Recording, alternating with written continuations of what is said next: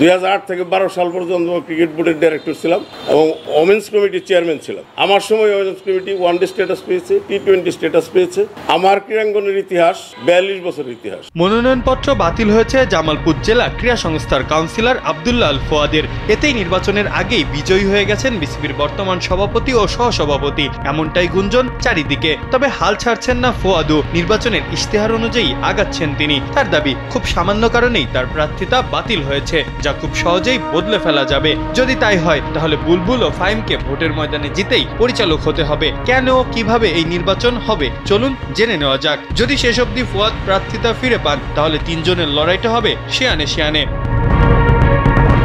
বিসিবির বর্তমান সভাপতি আমিনুল ইসলাম বুলবুল এবং বিসিবি সহসভাপতি নাজমুল আবেদিন ফাহিম অন্যতম দুই এই হেভিওয়েট প্রার্থী লড়ছেন ক্যাটাগরি 1 ঢাকা বিভাগীয় ক্রীড়া সংস্থা থেকে, যেখানে ভোটার আছেন মোট 17 জন। আর এই বিভাগ থেকে বিসিবি পরিচালকের পদের আসনও মাত্র 2টি। তাই সহজেই সবাই ধরে নিয়েছিল যে তারাই হতে যাচ্ছেন বিজয়ী। তবে সাবেক বিসিবি পরিচালক ও নারী কমিটির চেয়ারম্যান পদে দায়িত্ব পালন করা আব্দুল্লাহ আল ফোয়াদ মনোনয়ন তুললেই বাদে বিপত্তি। আভাস পাওয়া যায় একটা হাড্ডাহাড্ডি লড়াইয়ের। সেক্ষেত্রে বুলবুল বা ফাহিম যেকোনো একজনের বাদ পড়ারও সম্ভাবনা তৈরি হয়। তবে আজ তাদের পথের কাঁটা যেন দূর করে দিয়েছে ইলেকশন কমিশন। মনোনয়নপত্র বাছাই শেষে ফুয়াদের প্রার্থিতা বাতিল করেছে তারা। 2017 সালের কাউন্সিলর ফর্ম নিয়ে আমার বিরুদ্ধে দ্রুত বিচার আইনে মামলা করে আমাকে 45 দিন জেলে রাখা হয়েছে। আমরা আশা করেছিলাম এই ফ্যাসিস্ট সরকারের পতনের পর আমরা সুন্দরভাবে ক্রীড়াঙ্গনে অবস্থান করতে পারবো। এভাবেই আক্ষেপ ঝাড়েন এই ক্রীড়া সংগঠক। তার প্রার্থিতা বাতিল করা হয়েছে কারণ তার সমর্থনকারীর স্বাক্ষরের সাথে মনোনয়ন ফর্মে প্রদত্ত স্বাক্ষরের কোনো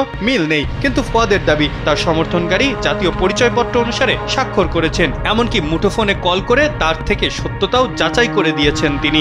আপনি যে আমার ফর্মে স্বাক্ষর করেছেন এটা তো আপনারই স্বাক্ষর, আইডি কার্ডের স্বাক্ষরটাই তো করেছেন, ফর্মের স্বাক্ষর ফ্যাক্টর না। স্বাক্ষর আপনার নিজের হইলে, আপনার যদি স্বাক্ষর নিজের হয় তাহলে ঠিক আছে।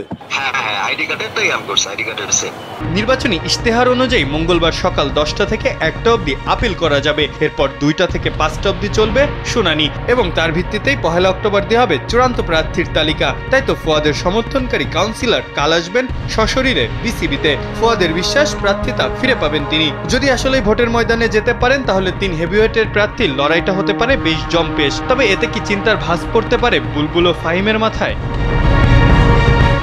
মাহফুজ আহমেদ, কালবেলা।